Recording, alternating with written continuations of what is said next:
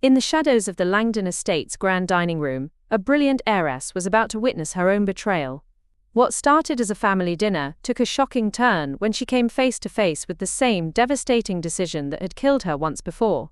Avery Langdon wasn't your typical corporate princess. For 23 years, she had spent her life mastering sustainable development and urban planning, known for her revolutionary vision that could have transformed entire cities. When she encountered her father's announcement giving her inheritance to her undeserving brother, she had no idea she was walking into the exact same trap that had led to her murder. Avery's calculated smile and strategic silence that would lead to the complete destruction of everything her family had built. What began as a moment of crushing déjà vu would become the birth of a corporate empire. The Chicago development world would never be the same after a dead woman rose from the ashes to claim what was truly hers. Before we jump back in, tell us where you're tuning in from, and if this story touches you, make sure you're subscribed, because tomorrow I've saved something extra special for you.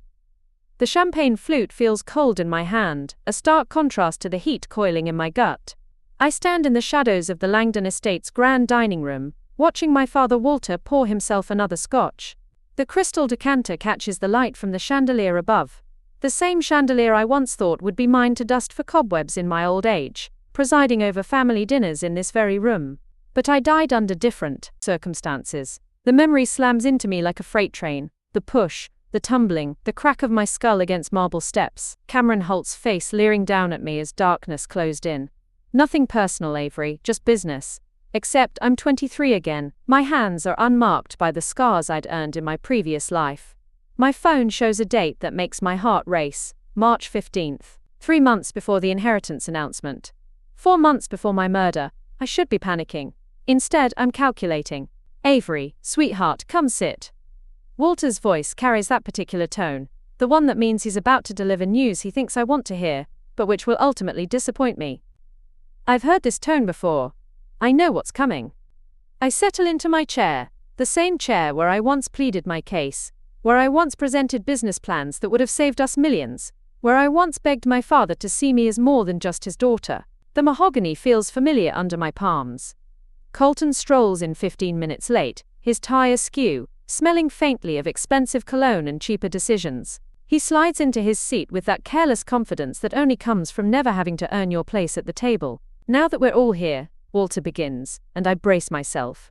In my first life, this moment shattered me. Tonight, I watch it unfold like a play I've already seen. I've made a decision about the company's future. Mrs. Kim appears at my shoulder, refilling my water glass. Her eyes meet mine for just a moment. There's something there, a flicker of recognition that sends ice through my veins.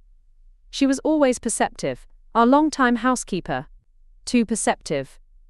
Langdon Properties will pass to Colton, Walter announces, raising his glass in a toast that feels more like a funeral. He has the vision, the connections, the instinct for this business. Colton's grin spreads across his face like spilled wine on white linen. Dad, I won't let you down. I've got so many ideas. I'm sure you do, son. In my first life I stood, I argued. I presented the sustainable development proposal I'd spent months perfecting, the one that would have revolutionized urban housing. I fought for my birthright with spreadsheets and passion and the desperate hope that if I just proved myself enough he'd see me. This time I take a sip of water and smile. Congratulations, Colton, I say, my voice steady as bedrock. I think that's a wonderful decision. The silence that follows is deafening. Walter's bushy eyebrows nearly disappear into his hairline. Colton's mouth falls open slightly, as if he'd been preparing for a fight that never came. You're not upset? Colton asks, and there's something almost disappointed in his voice. As if my capitulation has somehow diminished his victory. Why would I be upset? I stand, smoothing my dress. You're clearly the right choice. I never really had the killer instinct for this business anyway. Walter recovers first, though I catch the flicker of confusion in his eyes. Well, that's very mature of you, Avery. Very mature indeed. I excuse myself, claiming an early morning, and climb the stairs to my childhood bedroom. The same rose wallpaper, the same four-poster bed where I once dreamed of corner offices and boardroom victories. I open my laptop and begin typing. The first email goes to a lawyer in the city, not our family lawyer, but a sharp woman named Jennifer Chen, who specializes in identity documentation. The second goes to a private investigator who owes me a favor from my previous life. The third is to a contact at a Swiss bank. By morning I have a plan. By the end of the week I have a new social security number, a spotless credit history under the name Eva Shaw, and a carefully constructed backstory that will hold up to all but the most intensive scrutiny. Mrs. Kim finds me in the garden on my last day, pruning roses that will bloom long after I'm gone. "You're leaving," she says. It's not a question. I meet her eyes. Eva Shaw is starting a new life in Chicago. Avery Langdon. I let the sentence hang in the air like morning mist. She nods slowly. Eva Shaw will need references, employment history. Someone who knew her in college, perhaps. My throat tightens. "Mrs. Kim, you don't have to." "Child, I've watched you your whole life. Watched you try to earn love that should have been freely given." She presses a business card into my hand. Eva Shaw deserves a chance to bloom where she's planted. The last thing I do is stage my own disappearance. A hiking accident in the mountains upstate, carefully orchestrated down to the abandoned car and the hiking boots left by a cliff's edge. No body recovered, which gives me the legal breathing room I need. The news breaks on a Tuesday. Langdon heiress missing, presumed dead in hiking accident. The photo they use is from my college graduation, all bright smiles and naive hope. I watch the coverage from a hotel room 3 states away, my hair already dyed auburn, my new identification papers spread across the bed like tarot cards promising a different future. Walter's statement to the press is everything I expected. Avery was always drawn to solitary pursuits. She loved the mountains. He doesn't mention that I was afraid of heights. He doesn't mention that I'd never been hiking in my life. Colton's interview is worse. She seemed fine at dinner last week, happy even. Maybe too happy. As if contentment itself was suspicious. 3 weeks later, the memorial service is a small affair. I watch from across the street, hidden behind dark sunglasses and a hat pulled low. The tears look real enough, though I notice Cameron Holt checking his phone throughout the ceremony. Mrs. Kim places white lilies on the empty casket. She's the only one who doesn't look relieved. Chicago tastes like ambition and exhaust fumes, nothing like the old money mustiness of the Langdon estate.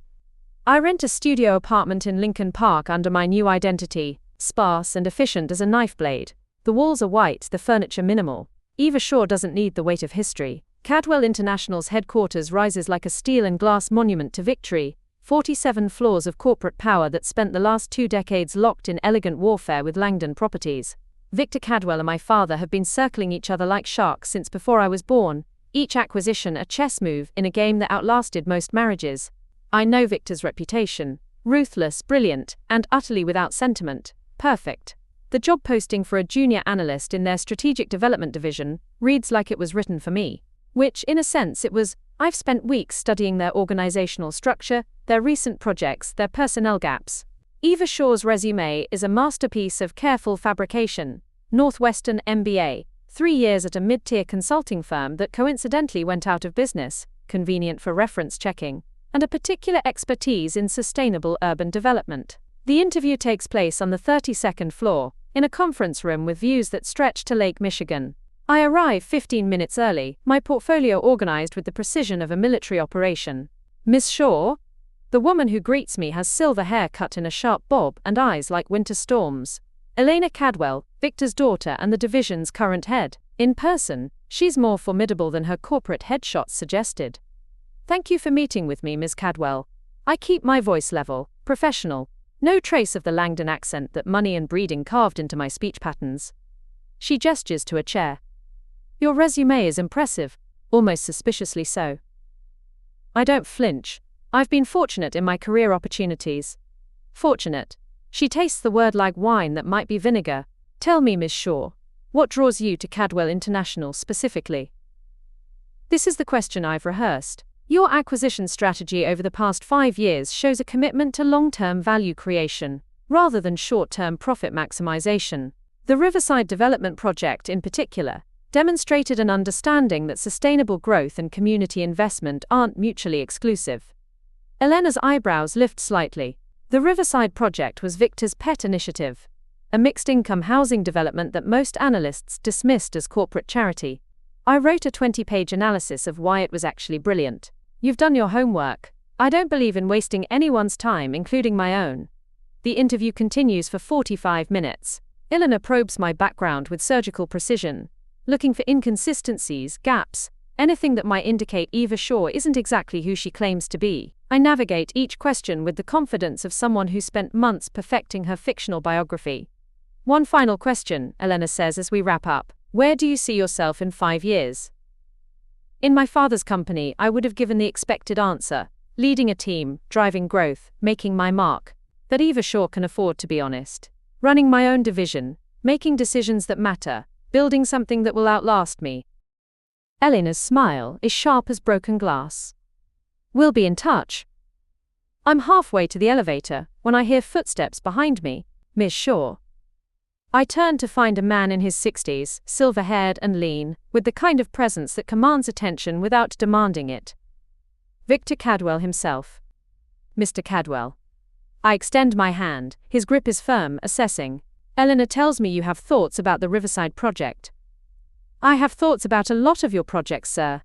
He laughs, a sound like good whiskey over ice. I'm sure you do, walk with me. We head toward his private elevator, and I catch Elena watching us from the conference room doorway. Her expression is unreadable, but I recognize the tension in her shoulders. This isn't protocol. Victor's office occupies the entire top floor, a space that manages to be both impressive and comfortable. Floor-to-ceiling windows on 3 sides, a conference table that could seat 20, and a desk that's probably older than I am. Scotch, he offers. It's 10 in the morning. It's 5 o'clock somewhere. But he pours himself coffee instead, gestures for me to take a seat. Eleanor thinks you're too good to be true. And what do you think? I think you're exactly what you appear to be, hungry, smart, and willing to work for what you want. The question is what you want. I could give him the corporate answer, the safe answer. Instead, I meet his eyes. To build something that matters, to prove that business can be more than just profit extraction. Victor sets down his coffee cup. You sound like someone with a point to prove. Doesn't everyone? He considers this. Eleanor's division could use fresh perspective. Someone who understands that disruption and sustainability aren't contradictory concepts. He pauses. But she won't make it easy for you. I wouldn't expect her to. Good. He stands, extending his hand again. Welcome to Cadwell International, Ms. Shaw. Try not to disappoint me. As I ride the elevator down, I catch my reflection in the polished steel doors. Eva Shaw stares back at me. Composed and professional, giving nothing away. Phase 1, complete. 3 months into my tenure at Cadwell International, I've learned that corporate warfare is fought in spreadsheets and boardrooms, not battlefields. Elena assigns me to the most tedious projects. Market analysis reports that no one reads. Feasibility studies for developments that will never break ground. Busy work designed to test my patience and commitment. I excel at all of it. The Northwest Harbor project is dead in the water, Elena announces during our weekly division meeting. The environmental impact studies came back unfavorable, the community board is opposed, and frankly, the numbers don't work. I look up from my notes. What if they did work? The conference room goes quiet. Elena's assistant, Marcus, actually stops typing. These meetings aren't usually interactive. Excuse me? Elena's voice could cut diamond. The numbers. What if there was a way to make them work? I stand, moving to the whiteboard. The environmental concerns center around watershed disruption, correct? But what if instead of fighting the wetlands, we incorporated them? I begin sketching, the same way I used to present ideas to Walter. But this time, my audience is actually listening. Elevated walkways, bioswales for natural filtration, mixed-use development that actually enhances the ecosystem, rather than replacing it. The marker moves quickly across the board. It becomes a selling point, not a liability. Eleanor leans back in her chair. And the community opposition? Give them ownership. Literally. Reserve 30% of units for local residents at below market rates, funded by the premium eco-development brings to the remaining 70%. Marcus is typing again, rapid fire. Elena's expression is unreadable. The profit margins would be thin, she says finally. The profit margins would be sustainable. Long-term value instead of quick extraction. After the meeting, Elena corners me by the coffee machine. Where did that come from? I've been thinking about it since I reviewed the file. No, I mean, where did you learn to think like that? Because that wasn't junior analyst thinking. That was strategic development. I pour myself coffee, buying time. Sometimes fresh eyes see possibilities that experience overlooks. She studies me for a long moment. Victor wants to see your proposal. Full presentation Thursday morning. My heart pounds, but I keep my voice steady. I'll have it ready. That evening, I work until midnight, refining the Northwest Harbor redesign. Eva Shaw's laptop glows in the dark apartment, surrounded by takeout containers and coffee cups. But my mind keeps drifting to another late night, in another life, when I'd presented a similar proposal to Walter. It's too risky, he'd said, barely glancing at my projections. We stick with what works. What worked was strip malls and cookie-cutter developments that maximized immediate profit and left communities worse than before. It's exactly what Colton is doing now. I pull up the Langdon Properties website, curious about their current projects. The page loads slowly and I notice several broken links, outdated press releases. Sloppy. Their latest development announcement makes me smile. Langdon Meadows, luxury living in Westchester County. The architectural renderings look familiar. They're recycling designs from projects I'd worked on 5 years ago. Projects that were barely profitable then, and are completely unsuitable for the current market. I dig deeper, accessing public records and permit filings. What I find is worse than I expected: cost overruns, permit delays, subcontractor disputes. Colton is burning through the company's cash reserves like kindling. My phone buzzes with a text from Mrs. Kim. Saw the news about CM, thought you should know. CM Cameron Holt. I search his name and find the article. Former Langdon executive joins board of advisors. The photo shows him shaking hands with Colton, both men grinning like wolves who've found an unguarded henhouse. Cameron was always dangerous, but now he has access to the company I once loved. The company that should have been mine. I close the laptop and try to sleep, but my dreams are full of falling stock prices and bankruptcy filings. Thursday morning arrives grey and drizzling, typical Chicago weather that matches my mood. I arrive at Cadwell's offices early, reviewing my presentation one final time. The Northwest Harbor proposal is solid, better than solid. It's brilliant if I do say so myself. Eleanor escorts me to Victor's private conference room, where I find him studying aerial photographs of the harbor site. He looks up as we enter. Miss Shaw. Eleanor tells me you've found a way to resurrect a dead project. I found a way to make it better than it ever was, sir. For the next 30 minutes, I present my vision for Northwest Harbor. Sustainable development that enhances rather than destroys. Community integration that creates long-term value. Financial projections that prove profitability and responsibility aren't mutually exclusive. Victor asks pointed questions about construction costs, regulatory approvals, market timing. I answer each one with confidence, backed by meticulous research. When I finish, the room is silent. Elena and Victor exchange a look I can't interpret. This is graduate-level strategic thinking, Victor says finally. Where did you say you worked before joining us? McKenzie & Associates, boutique consulting firm. Never heard of them. Most people hadn't. We preferred to let our work speak for itself. Victor stands, moving to the window. Elena, I want you to give Miss Shaw the Riverside expansion project. Elena's coffee cup clatters against its saucer. Dad, that's a $20 million development. And Ms. Shaw just demonstrated she can handle $20 million thinking.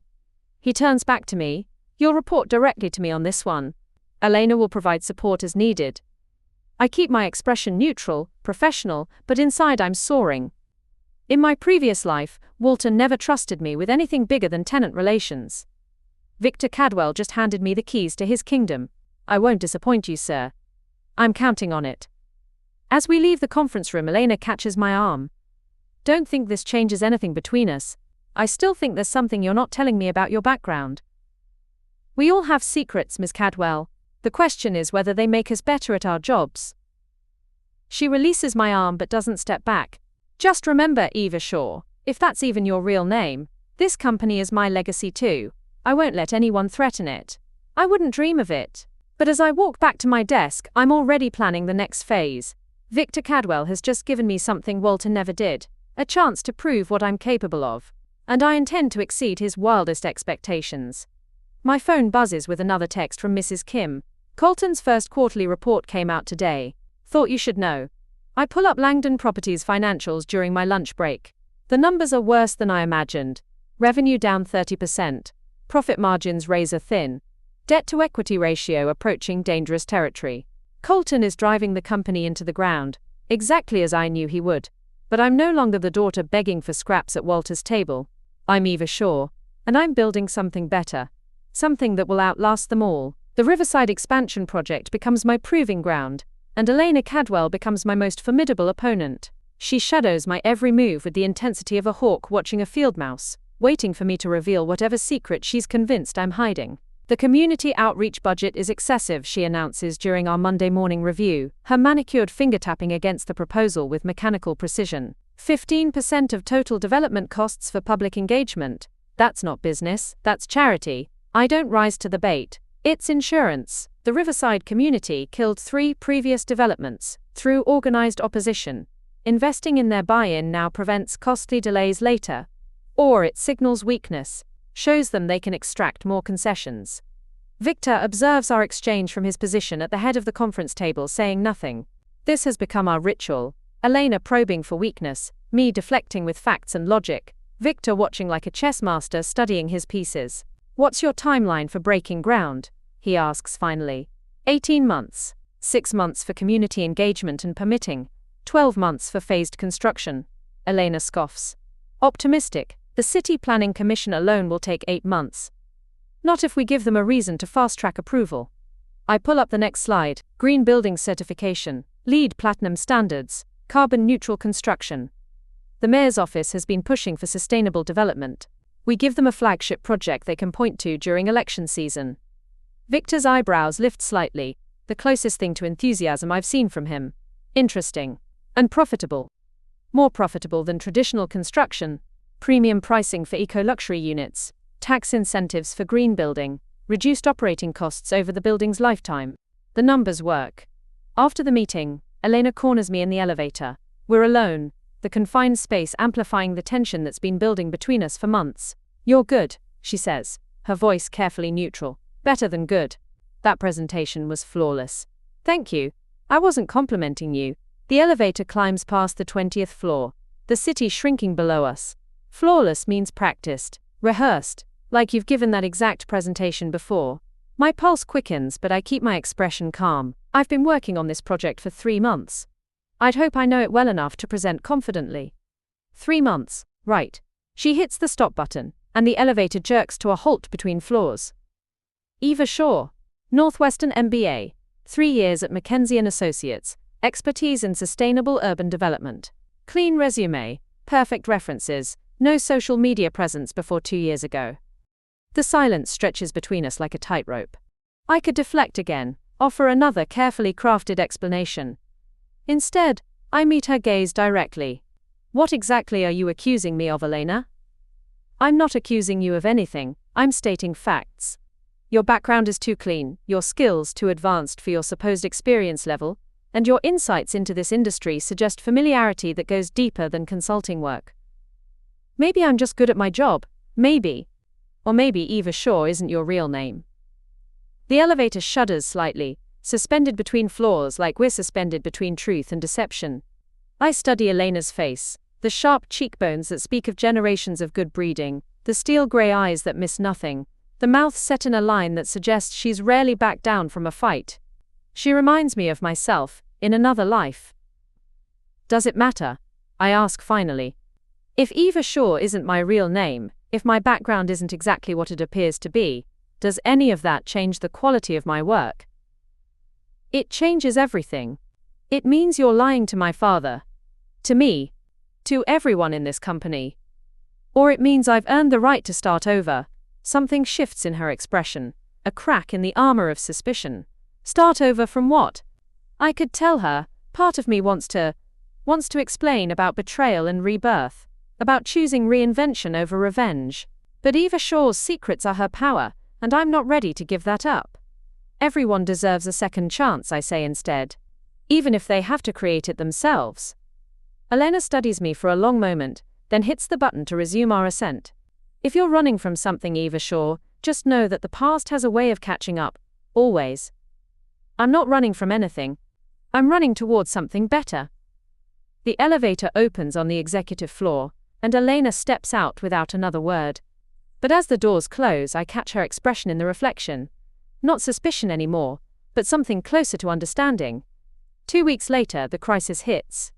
It starts with a phone call at 6 a.m. Marcus, Elena's assistant, his usually calm voice tight with panic. Eva, you need to get down here. Now. I arrive at the office, to find controlled chaos. The Riverside project site has been occupied by protesters, not the usual suspects complaining about gentrification, but a coordinated group with professional signage and media contacts.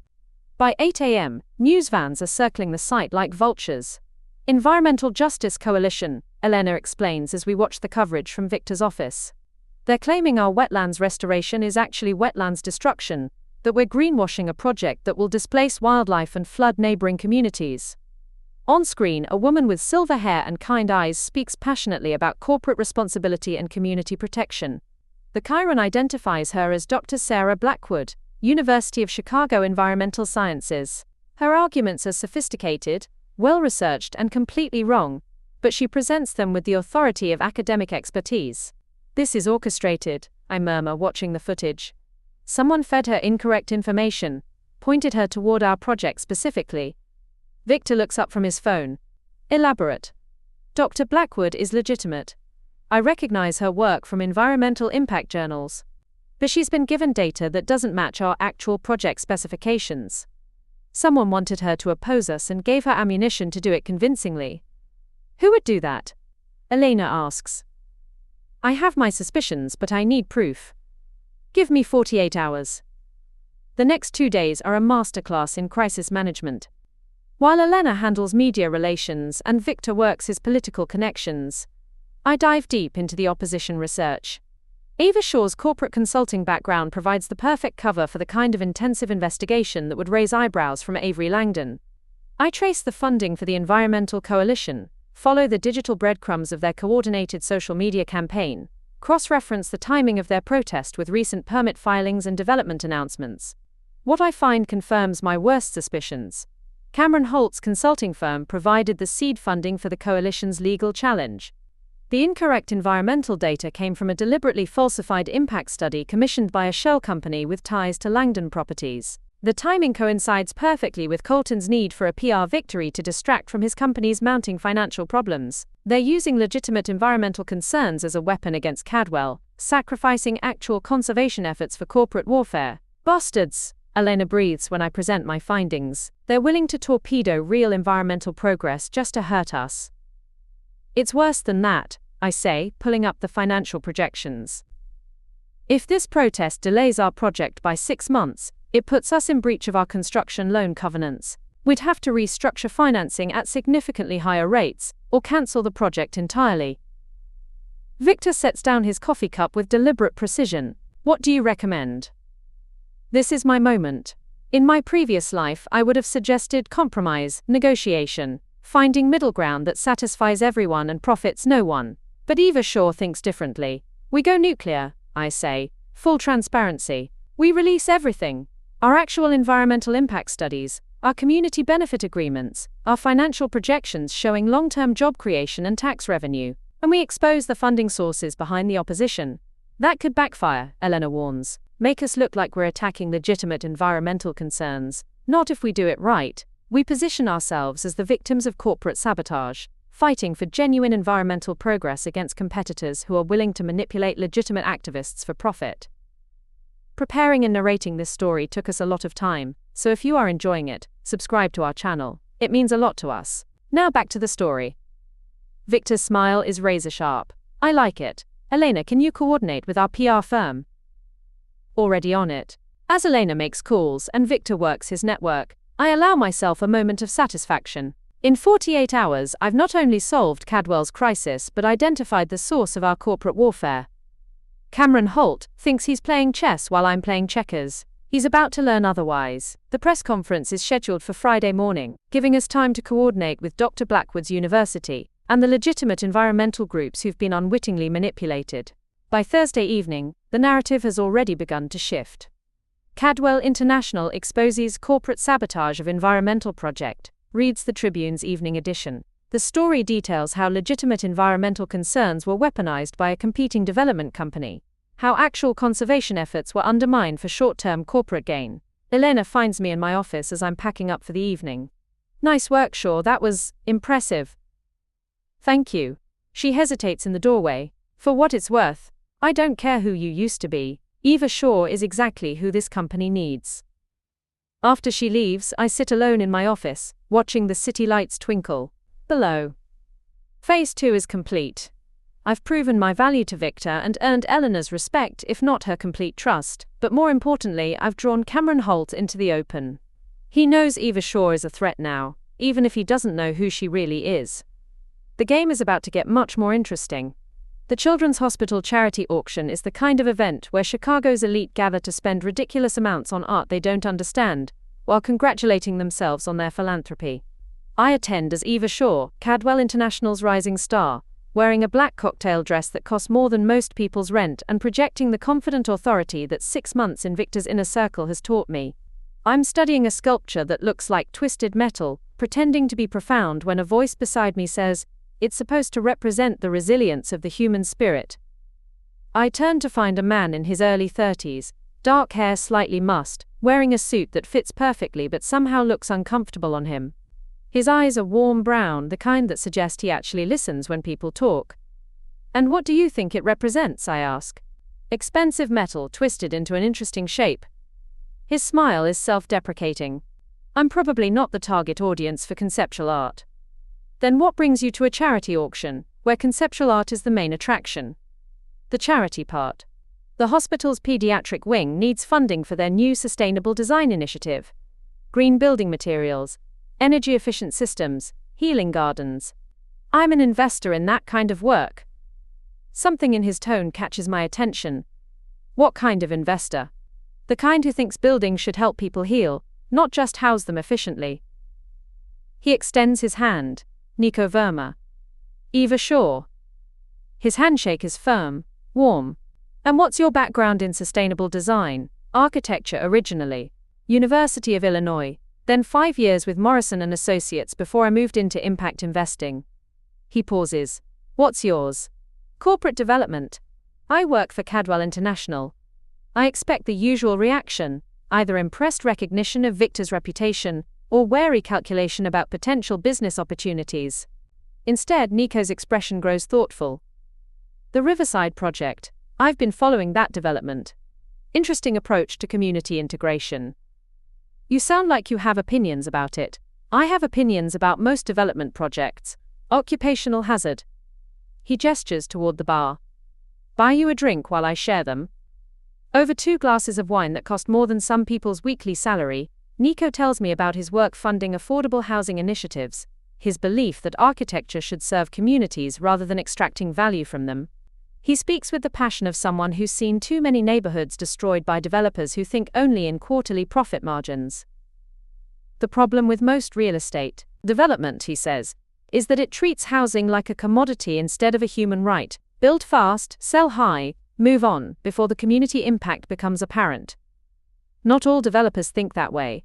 No, he agrees, but most do. Even the ones with good intentions often get caught up in financial pressures that force short-term thinking. I think about Walter, about Colton, about the Langdon Properties projects that prioritized profit margins over human impact. What about developers who genuinely want to do better? They need partners who understand that sustainable profit and sustainable communities aren't mutually exclusive. Investors willing to accept lower immediate returns for longer-term value creation. There's something magnetic about his certainty, his belief that business can be a force for good rather than just extraction. It reminds me of the idealistic young woman who once thought she could change the world through better development practices. You sound like someone with personal experience, I observe. His smile fades slightly. My family lost their home when I was 12. Developer bought up half the neighborhood, promised, quote, urban renewal and, quote, community improvement. What we got was gentrification that priced out everyone who'd lived there for generations. I'm sorry, it was a long time ago. but it shaped how I think about this work. He meets my eyes. What shaped how you think about yours? It's a simple question, but it cuts deeper than he realizes. How do I explain that I think about development work as revenge disguised as reinvention? That every sustainable project is a middle finger to the father who never believed I understood the business? I suppose I believe that if you're going to reshape communities, you have an obligation to make them better, not just more profitable. That's a pretty philosophy. Does your company share it? Before I can answer, my phone buzzes with a text message. Unknown number, but the content makes my blood freeze. Enjoying the party, Avery? I excuse myself and step outside, my hands trembling as I call the number. It goes straight to voicemail. Eva, you look like you've seen a ghost. I turn to find Nico in the doorway, concern creasing his features. Sorry, work emergency. I should probably head out. Of course. But. He hesitates, then pulls out his business card. I'd like to continue this conversation sometime. About sustainable development, community impact. Maybe over dinner, instead of overpriced charity wine? I take the card, my mind still reeling from the text message. Someone knows who Eva Shaw really is. Someone is watching. I'd like that, I hear myself say. 3 days later, I meet Nico at a small Italian restaurant in Lincoln Park. Away from the charity auction glitter, he's even more compelling. Relaxed in jeans and a sweater, talking about architecture and community planning, with the enthusiasm of someone who loves his work. The Riverside project really is innovative, he says over pasta that actually tastes like food instead of status. Integrating wetlands restoration with affordable housing, creating community spaces that serve multiple income levels. It's the kind of development that other cities will study and replicate, assuming we can get it built without more sabotage. The Environmental Coalition protest? I heard about that. Ugly business. Using legitimate concerns as corporate warfare. I look up sharply. You know about the opposition funding. Impact investing is a small community. Word gets around when someone manipulates environmental groups for corporate gain.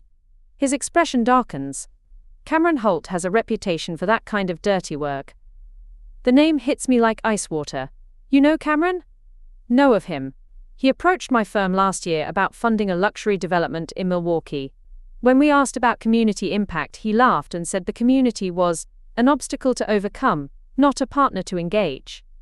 I set down my fork, no longer interested in food. What did you tell him? That we weren't interested in extractive development models. He suggested we were naive idealists who didn't understand real business. Nico's smile is grim. I suggested he was a parasite who didn't understand real communities. That must have gone over well. About as well as you'd expect.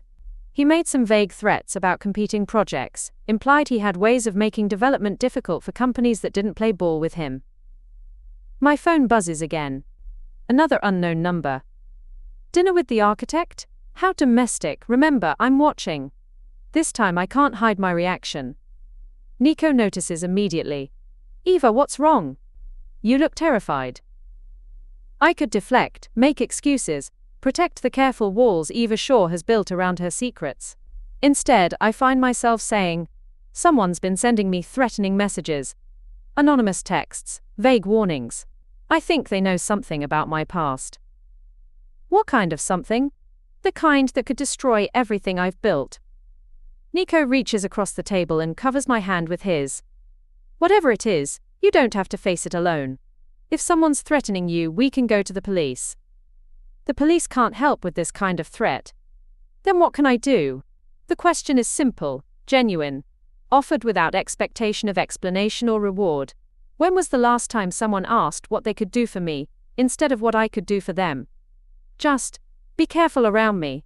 Whoever's watching might decide you're a liability. Let me worry about that.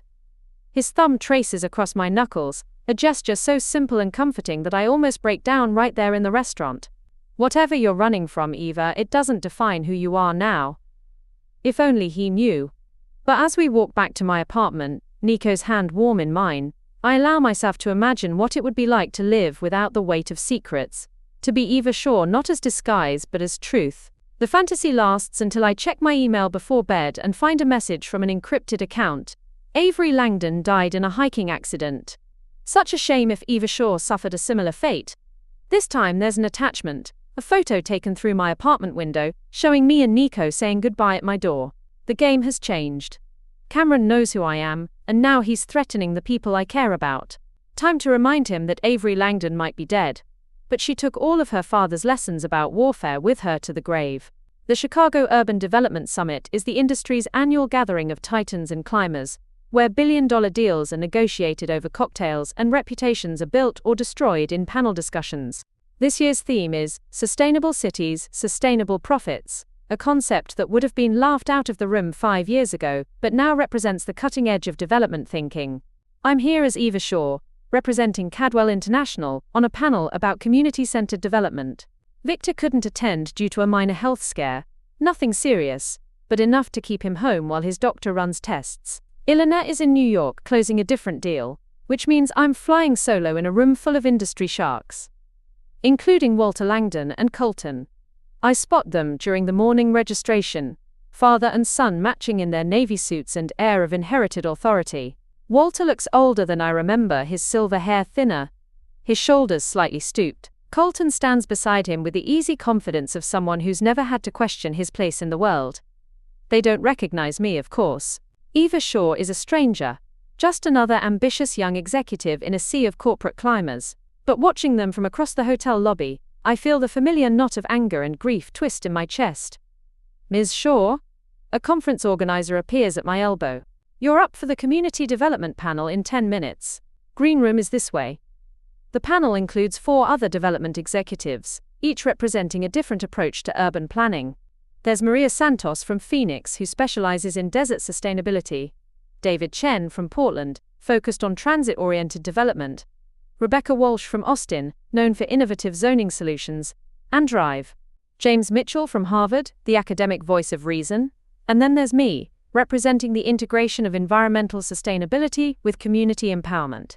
The question isn't whether sustainable development is profitable, I say during my opening remarks, looking out at an audience of several hundred industry professionals. The question is whether unsustainable development can remain profitable in an era of climate change and community activism. I spot Walter in the third row, his eyebrows furrowed in concentration. Colton sits beside him, scrolling through his phone with the bored expression of someone attending under duress. Traditional development models extract value from communities, I continue. They build fast, sell high, and move on before long-term consequences become apparent. But those consequences are becoming apparent faster now. Environmental degradation, community displacement, infrastructure failure. These aren't future problems anymore. They're current liabilities. The moderator, a sharp-eyed journalist from the Tribune, leans forward. Can you give us a specific example? The Riverside project in Chicago.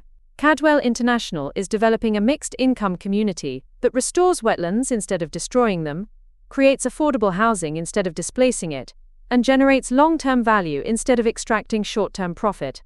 A hand shoots up in the audience. Cameron Holt, his smile predatory in the conference lighting. Ms. Shaw, isn't it true that the Riverside project has faced significant opposition from environmental groups? My pulse quickens, but I keep my voice steady. It faced opposition based on deliberately falsified environmental data provided by a competing development company. Once the real impact studies were made public, those same environmental groups became supporters.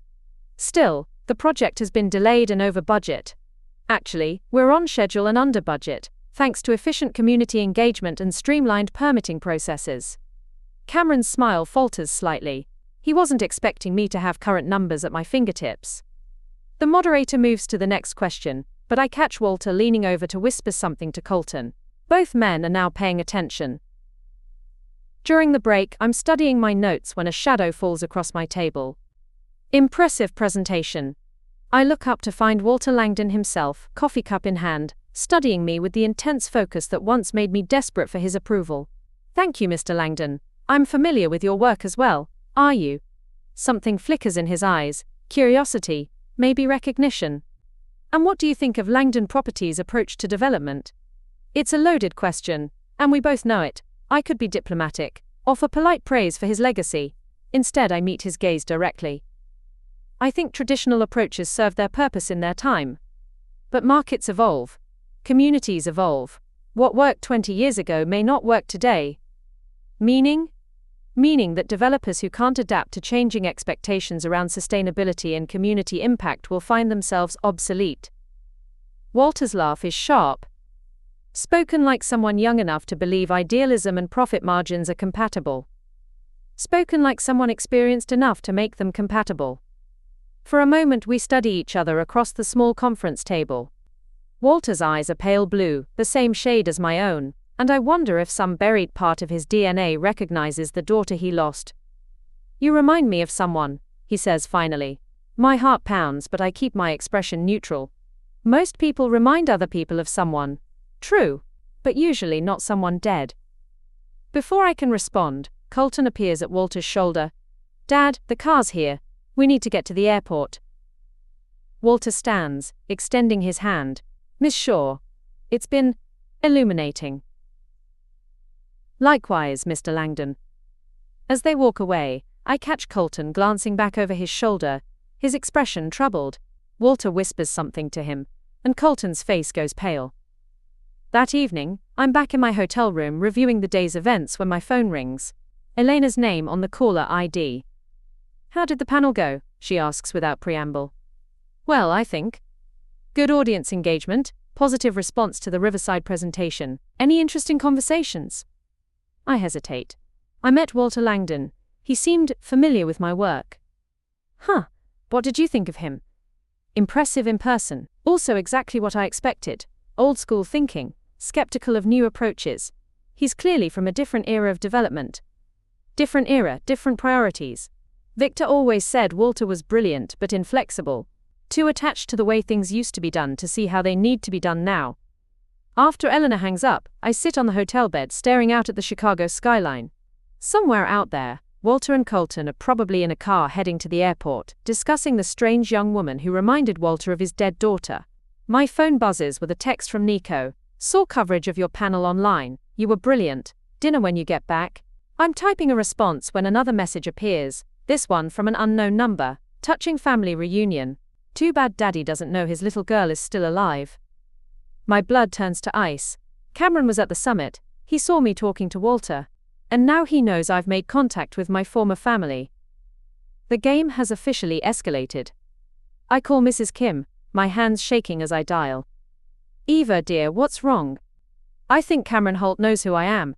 He's been sending threatening messages and now he's seen me with Walter." Silence on the other end of the line. Then, "What do you need?" "Security. For both of us. And maybe it's time to activate the insurance policy." Mrs. Kim's voice is grim. "I'll make the calls." As I pack my bag for the morning flight back to Chicago, I think about Walter's words. "You remind me of someone. Usually not someone dead." In my previous life I spent years trying to earn Walter's recognition, his respect, his love. Tonight, I finally have his attention, and it terrifies me. But fear has never stopped Eva Shaw from moving forward.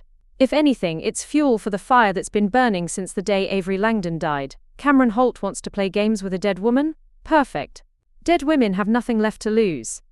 Victor's diagnosis comes on a Tuesday morning that tastes like burnt coffee and impending rain. Pancreatic cancer, stage 3, prognosis uncertain. He delivers the news in his office with the same clinical detachment he uses for quarterly reports, as if discussing someone else's mortality. "How long?" Elena asks, her voice steady but her hands trembling as she sets down her coffee cup. 6 months to 2 years depending on treatment response. The doctors are optimistic about slowing progression, less optimistic about reversal. I watch Elena process this information, seeing her father's empire suddenly reduced to a ticking clock. She spent her entire adult life preparing to inherit Cadwell International, but expecting inheritance and facing it are different creatures entirely. "What do you need from us?" I ask. Victor's smile is sharp as winter. "I need you to help Elena transition into leadership while I'm still here to guide the process. And I need both of you to prepare for the board's inevitable attempt to block that transition." The board meeting is scheduled for Friday. Victor has called an emergency session to announce his diagnosis and formally recommend Elena as CEO, with me as COO. It should be a straightforward succession plan. Elena has the experience, the vision, and the legal right as majority shareholder. But corporate boards are never straightforward when billions of dollars are at stake. They'll try to install an interim CEO, Elena predicts as we prepare for battle. Someone with extensive experience and proven track record, and other euphemisms for not Victor's daughter. Let them try, I say, reviewing the board member profiles I've compiled. We have controlling shares, solid financials, and a succession plan that's been in place for 5 years. What we don't have is time.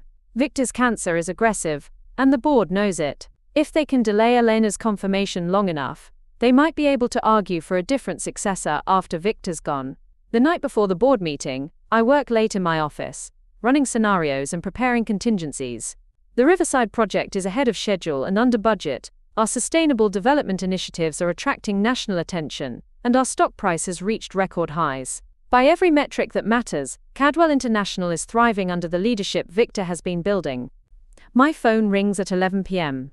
Mrs. Kim's number. Eva, we have a problem. What kind of problem? The kind that involves Cameron Holt meeting with 3 of your board members yesterday evening. At the Union Club, private dining room, very discreet. My blood chills. Which board members? Harrison, Mitchell, and Westbrook. The old guard. The ones who never fully accepted Victor's vision for the company. I close my eyes, thinking fast. Harrison is the former CEO of a traditional development company that Victor bought out 10 years ago. Mitchell represents old-money Chicago families who view sustainable development as passing fad. Westbrook is a hedge fund manager who thinks quarterly profits matter more than long-term value. What did Cameron offer them? Unknown. But Harrison's secretary booked a conference room for an urgent board discussion 30 minutes before your official meeting tomorrow. An ambush. They're planning to present an alternative to Elena's succession before Victor can make his formal recommendation. Mrs. Kim, I need you to do something for me. It's going to be risky. Name it. Get into Cameron's office. Find whatever proposal he's prepared for the board. I need to know what we're fighting. Silence on the other end of the line. Then, consider it done. Friday morning arrives grey and bitter, matching my mood as I arrive at Cadwell's headquarters. Elena is already in Victor's office, reviewing talking points with the intensity of a general preparing for siege warfare. Any word from your source? She asks without looking up. I check my phone. A message from Mrs. Kim with a single attachment. A PDF file labeled, Cadwell Restructuring Proposal, Confidential. Just came in. We open the file together, and what we find is worse than I expected. Cameron hasn't just prepared an alternative succession plan. He's prepared a complete corporate takeover disguised as a rescue operation. The proposal paints Elena as inexperienced and unstable, suggests that Victor's illness has compromised his judgment, and recommends installing a crisis management team led by Harrison as interim CEO. The team would include Mitchell as chairman and Westbrook as CFO, effectively sidelining Eleanor entirely. But the real poison is in the appendix, a detailed analysis of irregularities in recent hiring and project management decisions, with particular focus on Eva Shaw's suspicious background and disproportionate influence on company strategy. They're coming for both of us, Elena says quietly. Then we better be ready for them. The board meeting takes place in Cadwell's main conference room, 37 floors above the Chicago streets. 12 board members arranged around a table that's witnessed decades of corporate warfare, with Victor at the head and Elena to his right. I sit in the observer section, officially present as strategic development director but really there as Elena's backup. Harrison speaks first, his voice carrying the authority of someone accustomed to controlling rooms. Given Victor's recent health challenges, the board feels it's prudent to discuss contingency planning for company leadership. The contingency planning is already in place, Victor replies coolly. Elena will assume CEO responsibilities immediately, with Eva Shaw as COO. The transition has been planned for 5 years. With respect, Victor, that plan was developed when your health wasn't a factor. The board has a fiduciary responsibility to consider whether alternative arrangements might better serve shareholder interests. Mitchell leans forward, his expensive suit and patrician bearing making him look like Central Casting's idea of a corporate villain. We've reviewed recent company decisions and found several areas of concern, particularly regarding personnel choices and strategic direction.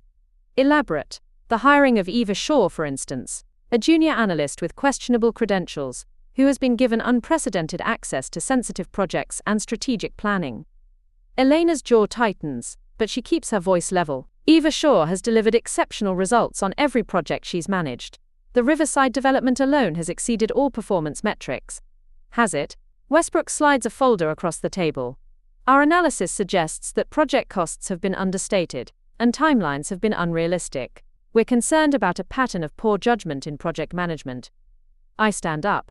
May I address the board? Harrison's smile is condescending. Ms. Sure, this is a closed board session. Actually, Victor interrupts. As a senior executive of this company, Eva has the right to respond to direct accusations about her performance.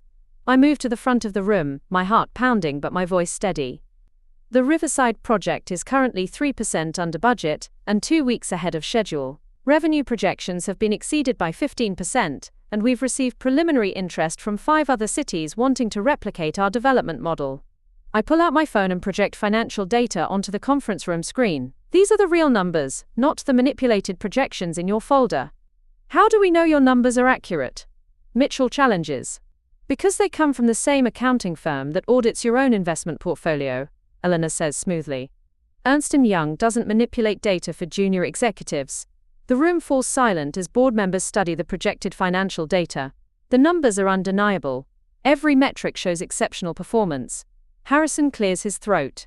Financial performance aside, there remain questions about Ms. Shaw's background that suggest what? I interrupt. That a young woman couldn't possibly deliver these results without some hidden agenda? That successful performance must be the result of deception rather than competence? That suggests your background doesn't match your capabilities, Westbrook says bluntly. You demonstrate expertise that significantly exceeds your stated experience. This is the moment I've been preparing for since the day I walked into Cadwell International. The moment when Eva Shaw's carefully constructed identity either holds or crumbles. You're absolutely right, I say. My capabilities do exceed my stated experience. Because like many women in this industry, I had to work twice as hard and achieve twice as much, just to get half the recognition. Every project I've managed, every strategy I've developed, every result I've delivered, has been scrutinized more intensively than comparable work by my male colleagues. I look around the room, meeting each board member's gaze, so yes, I'm more capable than my resume suggests. Because I've had to be. Elena stands. The question before this board isn't whether Eva Shaw deserves her position, her results speak for themselves. The question is whether you're going to support the succession plan that has delivered record profits and industry leadership, or whether you're going to destabilize this company based on unfounded speculation. Victor's voice cuts through the tension like a blade.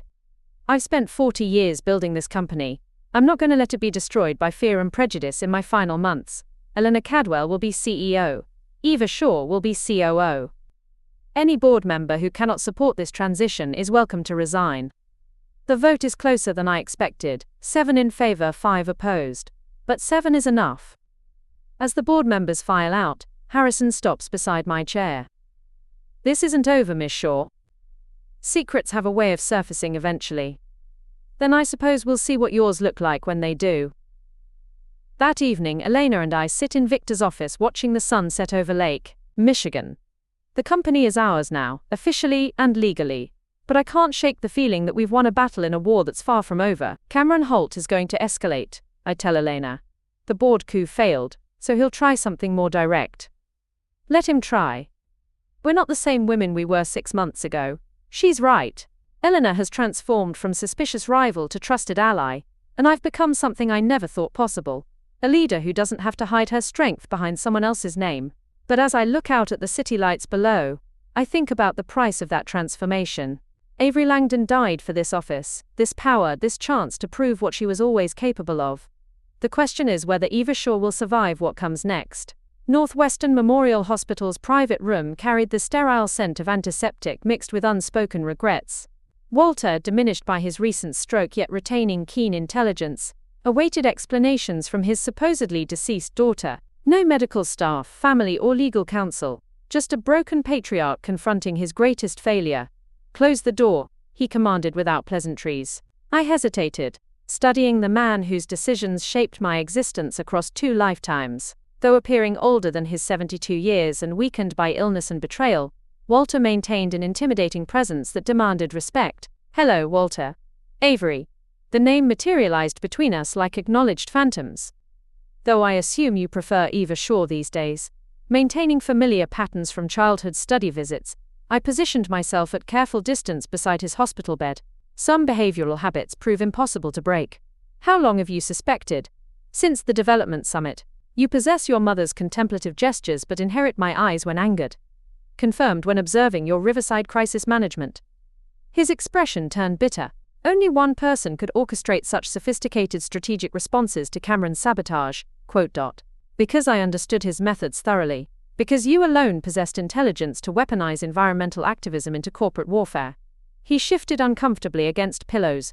Perhaps I trained you too effectively. Medical equipment beeped rhythmically around his bed, measuring this overdue 25-year conversation. Beyond windows, Chicago sprawled beneath November clouds, indifferent to our sterile room reckoning. Why choose Eva Shaw instead of returning home? Home dismissed my innovations, ignored potential and handed my accomplishments to my brother. Home meant accepting blood relations over demonstrated competence. My response emerged sharper than intended. And your current situation? I've constructed something superior to your offerings. Environments where merit supersedes gender, where innovation trumps entrenched tradition. Walter's attempted laugh deteriorated into violent coughing. You destroyed my company to prove meritocracy principles? I prevented Cameron from causing additional harm. Regarding corruption, bribes, safety violations, how much did you actually know? His silence provided comprehensive answers. You knew Cameron cut corners, manipulated regulatory systems, prioritized profits over public welfare. You enabled this because intervention required admitting your golden son's fundamental incompetence. Colton was attempting. Colton was failing spectacularly. Instead of providing assistance or replacement, you enabled his failures until they became criminal enterprises. I leaned forward intensely. How many people suffered from those safety violations? How many families lost homes through fraudulent foreclosure procedures? You consider yourself superior. Months of deception, manipulation, orchestrated corporate espionage. I built sustainable value creation instead of extractive practices. Generated genuine worth, rather than theft. Proved business can benefit society beyond mere profit maximization. By allying with Victor Cadwell, my greatest corporate rival. By partnering with someone recognizing potential over gender bias. Someone judging merit rather than dismissing contributions because they originated from daughters instead of sons. Possible tears filled Walter's eyes. I never dismissed your innovative ideas. You dismissed me personally. Every presentation delivered, every proposal submitted, every innovation suggested. You discovered problems, timing complications, preferring Colton's supposedly safer approaches. I moved toward windows. The most painful aspect wasn't rejection, but persistent hope. Each time I believed this idea would finally make you see me. I saw you clearly. His voice became barely audible. I didn't understand how to raise daughters more intelligent than their fathers. This admission hung between us like dissipating smoke. Outside, the city maintained its relentless rhythm, indifferent to wounds being reopened in this confined space. So you awarded my inheritance to Colton again. I believed forcing you to fight would strengthen you, create hunger for success. I thought, you were fundamentally wrong, you didn't strengthen me. You taught me that fighting for table scraps was beneath my dignity. What do you want now, having won, having destroyed everything I built? What are your demands? This represented a fair question. I'd spent months planning this confrontation, imagining my words when Walter finally knew the truth. But observing this broken man struggle with his choices' consequences, revenge tasted like ashes. I want you understanding that the daughter who died in that hiking accident was identical to the daughter at your dinner table for 23 years. The same daughter who could have saved your company given proper opportunity. And Colton's fate? He'll face his choices' consequences. Like you. Like I did. Walter closed his eyes, appearing every year of his age. Can you forgive an old fool who loved his children but couldn't demonstrate it properly? I can forgive the fool. I'm still processing forgiving the father, quote. Rising to leave, his voice stopped me at the door. Avery, Eva, whatever you call yourself, I'm proud of your achievements. What you've become. Without turning, that would have meant everything once. And now? Now I can finally stop seeking your approval. The elevator descent felt like leaving another dimension. In the lobby, Eleanor waited with coffee and crisis management expressions. How did it proceed? As well as conversations with deceased fathers manage. What's next? We complete our mission. Cadwell-Langdon merger begins Monday. We acquire remaining assets at bankruptcy prices, preserve valuable employment, build something superior from the ruins. Elena smiled with sharp anticipation. Phoenix Holdings. Phoenix Holdings. Rising from everything that preceded. Walking into Chicago evening, I considered Walter's question about Victory's desires. The answer proved simpler than expected. I wanted to wake as Eva Shaw, not from hiding Avery's past, but from building futures worth living. I wanted creating something outlasting all of us. A company, legacy, business approach proving profit and principle aren't mutually exclusive. I wanted stopping backward glances long enough to see forward possibilities. The war concluded. Now came Peace's more challenging work. 6 months later, I stood on Phoenix Holdings' headquarters observation deck, watching sunrise paint Lake Michigan in golden possibility. The building itself testified to everything learned about sustainable development: integrated solar panels, air-purifying green walls, inspiring rather than intimidating spaces. Elena approached with coffee and tablets. The consortium meeting starts in an hour. Ready? I accepted coffee, savoring warmth against morning chill. As ready as anyone can be to reshape entire industries. The Global Sustainable Development Initiative invitation had arrived, joining forward-thinking companies proving environmental responsibility and profitability could coexist. Everything I'd dreamed of building, with unimaginable resources and reach. Phoenix Holdings had acquired 3 failed development companies' viable assets, preserving employment while eliminating extractive practices. Our projects focused on community integration, environmental restoration, and long-term value creation rather than short-term profit extraction. The Riverside development opened to national acclaim. Unit waiting lists extended 2 years, with 3 cities commissioning similar projects. Our proof of concept had become urban development blueprints serving communities instead of displacing them. That evening, Nico and I walked lakeshores, city lights reflecting on dark water like scattered stars. A small stray cat followed, orange and black with torn ear and stubborn adoption refusal. She resembles you, Nico observed. Independent, commitment, suspicious but secretly hoping someone proves trustworthy. He was right. Mrs. Kim, Eleanor, Victor before death, even this stubborn cat. We'd created something feeling more familial than blood relatives who'd tried destroying me. I've been thinking about permanence. Building something lasting, Nico said, stopping beside a bench facing water. He knelt, producing a velvet box. The kind involving promises to build lives together, whatever name you use. The ring was perfect, sustainable diamonds and recycled gold, reflecting our values. But his eyes made me accept before he finished asking. Yes, I said completely, but I want being Avery again. Avery Langdon Verma, if you accept hyphenation. Eva Shaw had served her purpose, proving I could build worthwhile things, become someone valuable. But Avery Langdon was never the problem. Others' perceptions were problematic. As we kissed beside the lake, the stray cat finally approached, accepting pets. Legacy involves more than names, companies, or inherited empires. It's about choosing who you become, and building something, making the world slightly better than you found it. The phoenix had risen, foundations were solid, the future was being built one sustainable, community-serving, hope-generating project at a time. For the first time since 23, Avery Langdon was exactly where she belonged. Up next, you've got 2 more standout stories right on your screen. If this one hit the mark, you won't want to pass these up. Just click and check them out. And don't forget to subscribe and turn on the notification bell so you don't miss any upload from us.